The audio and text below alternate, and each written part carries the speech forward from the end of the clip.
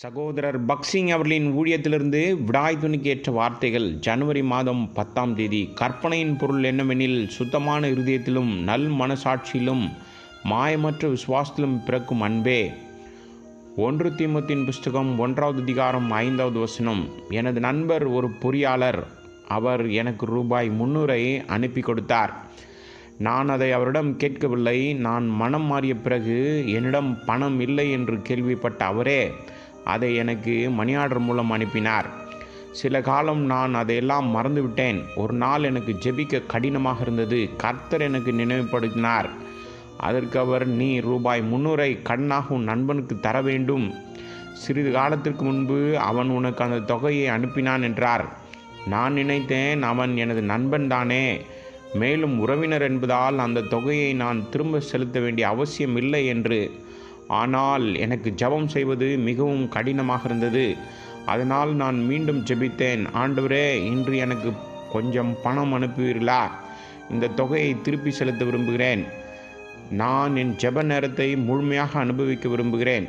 தேவன் அன்றே மற்றொரு நண்பர் மூலம் எனக்கு மணி ஆர்டராக ரூபாய் 305 அனுப்பினார்.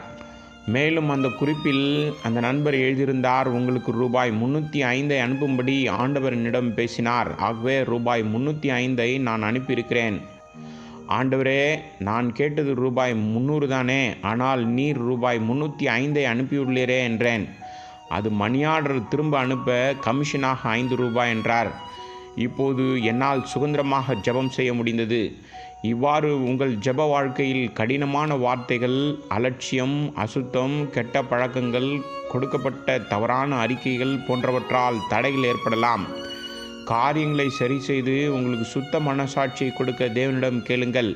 பிறகு கர்த்தருடைய பந்தியில் பங்கு கொள்வதன் மூலம் ஆவிக்குரிய அப்பத்தையும் பரலோக பானத்தையும் நீங்கள் அனுபவிப்பீர்கள்.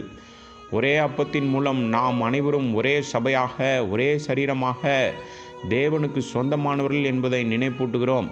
அவரது பிற்கப்பட்ட சரீரத்தால் நாம் ஒரே குடும்பமாகிவிட்டோம். இப்பொழுது பணக்காரர் அல்லது ஏழை, கருப்பு அல்லது வெள்ளை என்றில்லை. நாம் யூதராயினும் கிரேக்கராயினும் அடிமைகளாயினும் சுவாதீனராய் எல்லாரும் ஒரே ஆவியினாலே ஒரே சரீரத்துக்குள்ளாக ஞானஸ்தானம் பண்ணப்பட்டு எல்லாரும் ஒரே ஆவிக்குள்ளாகவே தாகம் தீர்க்கப்பட்டோம். 1 கொரிந்தியர் புஸ்தகம் 12வது அதிகாரம் 13வது வசனம். யூதன் என்றும் கிரேக்கன் என்றும் இல்லை, அடிமை என்றும் சுவாதீனன் என்றும் இல்லை, ஆண் என்றும் பெண் என்றும் இல்லை, நீங்கள் எல்லாரும் கிறிஸ்து இயேசுவுக்குள் ஒன்றாயிருக்கிறீர்கள். கலாத்தியர் நிருபம் 3வது அதிகாரம் 28வது வசனம். கல்வி, செல்வம், பதவி, நாடு ஆகியவற்றில் பெருமை கொள்ளாதீர்கள். ஒரே குடும்பமாக வாழ்வதற்கு அவருடைய ஜீவன் நமக்குள் ஊற்றப்பட வேண்டும். இதையே நாங்கள் விரும்புகிறோம். தேவனுக்கு முன்பாக நாம் சமமாக மதிப்பு மிக்கவர்களாக இருக்கிறோம். ஒரே இரத்தத்தால் ஒரே தேவனால் தெரிந்து கொள்ளப்பட்டதால் அவருக்கு முன்பாக நாம் சமமாகவும் விலையேற பெற்றவர்களாகவும் சமமான முக்கியமுள்ளவர்களாகவும் இருக்கிறோம் என்பதற்கு இதுவே நமது சாட்சியாகும். அவர் நம் அனைவருக்கும் ஒரே கிரியத்தை கொடுத்திருக்கிறார். நாம் மேஜையில் தகுதியோடு கூட பங்கு பெற்றால் நாம் அனைவரும் தேவனுடைய வீட்டில் நம் பங்கை அனுபவிக்க முடியும். இந்த நோக்கத்திற்காக கர்த்தருக்கென்று ஒரு தூய வாழ்க்கை வாழ்வதன் மூலம் அவருடைய வருகைக்கு நம்மை ஆயத்தமாக வைத்திருக்க கர்த்தர் தம்முடைய மேஜையின் சாட்சியை நியமித்திருக்கிறார். அவரை எப்படி சுதந்திரமாக புசிப்பது, பருகுவது என்றும் ஒரே குடும்பமாக வாழ்வது எப்படி என்றும் கற்றுக் கொடுக்கிறார். கர்த்தர் தம்முடைய வருகைக்கு நம்மை ஆயத்தப்படுத்துவாராக.